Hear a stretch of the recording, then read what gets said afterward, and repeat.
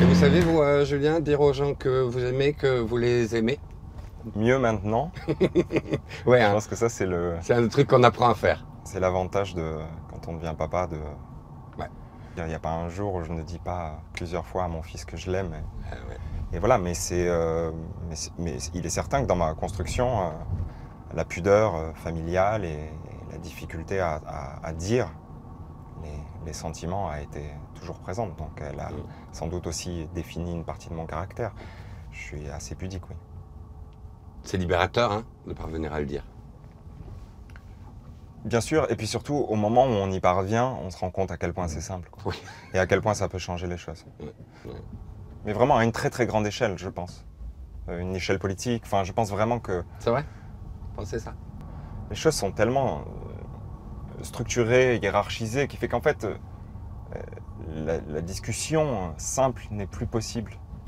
Et que je me dis que si on brisait tout ça et qu'on avait juste la possibilité de le faire, mais c'est sans doute extrêmement un peu bébête et utopique de l'imaginer applicable au fonctionnement du monde, mais ce serait chouette.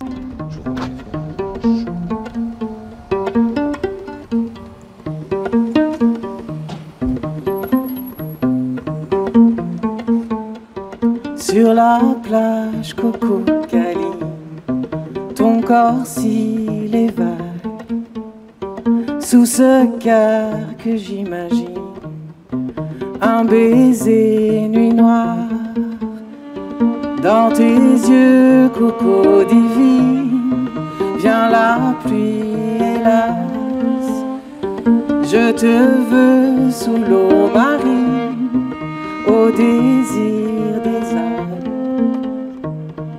Je te veux, Coco Caline, je te veux, prends-moi. Je te veux, Coco Caline, je te veux, prends-moi. Sur la plage, Coco Caline, sur la plage, Coco. Sur la plage Coco Caline, sur la plage Coco, sur la plage Coco Caline, sur la plage Coco, sur la plage Coco Caline, sur la plage Coco. Merci, trop bien, je vous salue. C'est trop bien. Merci beaucoup. Bonjour. Salut, ça va bien? Salut. Salut. Merci, c'était un plaisir de vous rencontrer en tout cas. Merci pour Merci. ça, merci les amis. Prenez soin de vous. Bonne journée. Je continue ma route. Salut. Merci Raphaël. Salut. Salut. Merci. On fait comme ça? On se fait un petit au revoir comme ça. Ah, c'est trop beau. C'est joli. Salut. Merci. Grand merci à vous. En fait, je pense que de se dire que la mélancolie, finalement, elle est toujours au cœur de quelque chose et souvent dans la partie la plus dénudée d'une chose, Ouais. et dans le domaine artistique. Et ça, c'est un truc assez intéressant de se dire quand il y a presque rien d'autre qu'une mélodie de voix, une suite d'accords et un texte, et que la chanson existe, eh bien c'est rassurant parce que ça signifie que tout ce qu'on fera derrière, tout l'ornement qu'on fera autour, fera que la chanson de base, elle est là et elle existe. Vous sentez, Julien, quand vous écrivez une chanson qui va s'avérer particulière? Oui, au moment de l'écriture et de la composition, on perçoit parfois que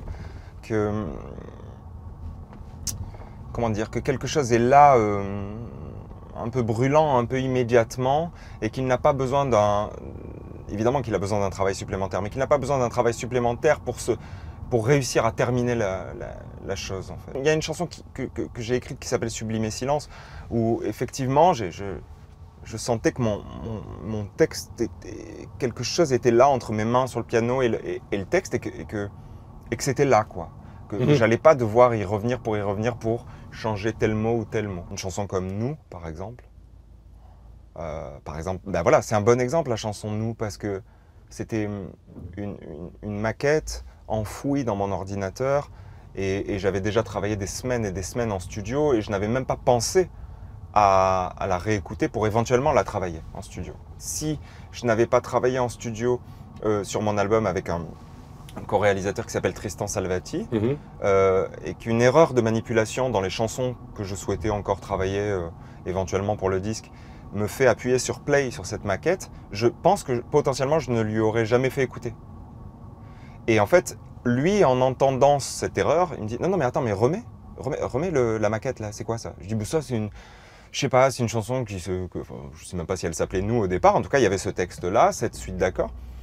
Et je lui dis « Je sais pas, j'ai fait ça, mais je sais pas, j'en suis pas encore content. » Il me dit « Non, attends, aujourd'hui, on va quand même bosser là-dessus. » Et voilà.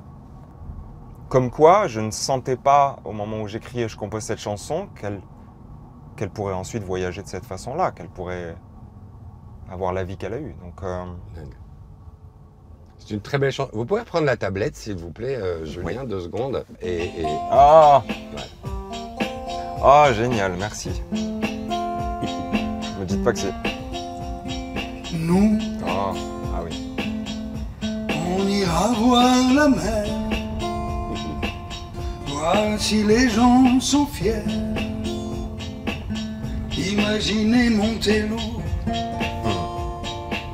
bien qu'on n'ait rien pu faire. On n'a plus rien à perdre qu'un peu de ventre et d'ego. Ah, c'est trop beau. Et quelques langues à défaire pour les revoir se plaire. Nous, Génial. on s'en fout de vous. Vous pouvez prendre tout tant qu'on est tendre.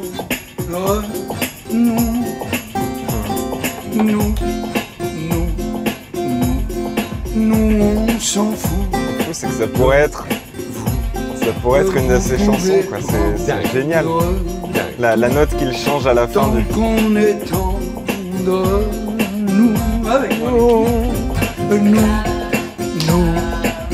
Ah, c'est trop chouette. nous, on s'en fout de C'est incroyable. vous pouvez prendre tout tant qu'on La note qui est change, là, ça devient sa chanson, en fait. C'est...